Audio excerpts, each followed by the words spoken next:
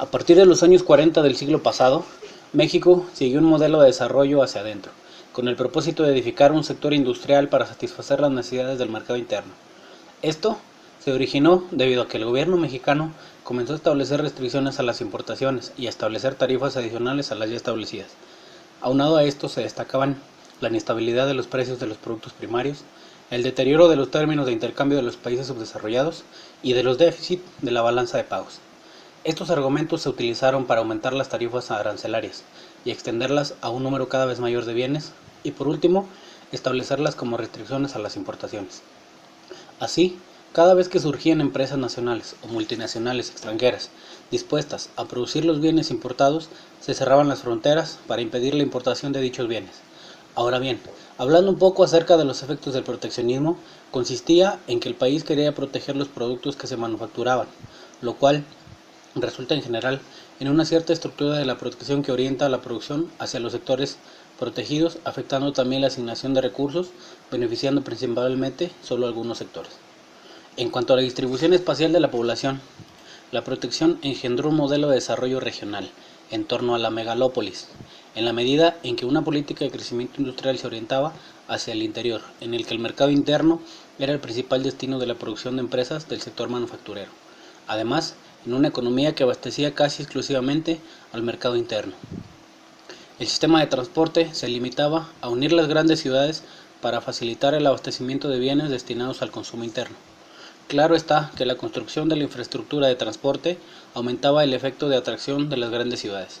Por último, como los costos de transporte eran demasiado elevados, las empresas se instalaban cerca de centros de consumo masivo, lo que aumentó la concentración geográfica de la actividad económica. El crecimiento jalado por las exportaciones tenía una incidencia negativa en la tributación debido a que las exportaciones no pagaban el impuesto al valor agregado, por lo que no se generaban ingresos tributarios con el estilo de crecimiento.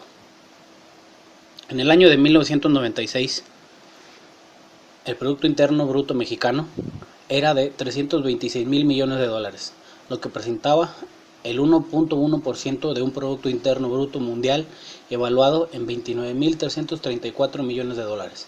Si bien en 1960 el Producto Interno Bruto mexicano representaba un porcentaje menor del Producto Interno Bruto mundial, 1.0 mejoró en los siguientes años, cuando representó 1.3% en 1973 y 1.8% en 1980.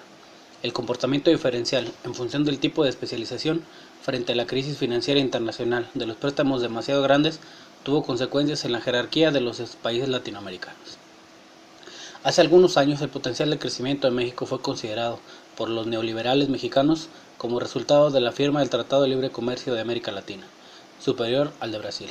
La firma del tratado se consideraba como la coronación del proyecto neoliberal y la afirmación de un futuro promisorio que llevaría al país a la expansión y a la modernización, liberado del riesgo de sobreendeudamiento, la monoexportación y el intervencionismo estatal. La frontera con Estados Unidos fue considerada por los neoliberales promotores e impulsores de trabajo de América Latina como una oportunidad para que la economía mexicana se volviera más competitiva. El intercambio con Estados Unidos proporcionaría insumos de calidad y alentaría la producción de mercancías de mejor calidad y más bajo precio. La proximidad geográfica abarataría el intercambio de productos con respecto a otros países de ingreso comparable al de México. La ubicación geográfica de nuestro país no solo disminuiría el costo de mover los productos nacionales al mercado más grande del mundo, sino que permitiría importar aquello en lo que México no era competitivo.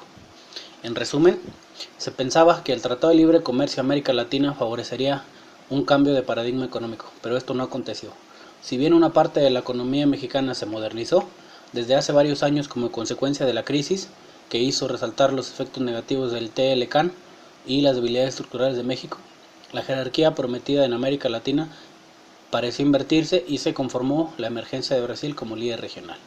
En los años 80 se impone la idea de que el mercado constituye el modo de organización más eficaz de la vida económica.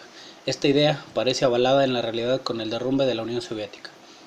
Cada vez se ponía más en duda la capacidad del Estado para alcanzar el bienestar general y de manera práctica todo el mundo cuestionaba su eficacia.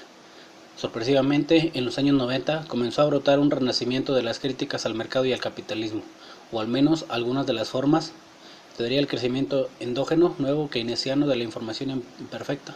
Algunas de sus formas Se empieza a hablar de un posible regreso del Estado, aunque no se trate del mismo Estado que el de hace 30 años.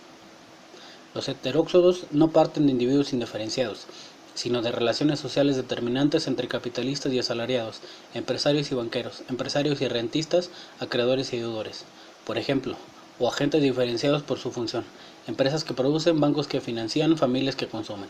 Aparecen así relaciones de poder,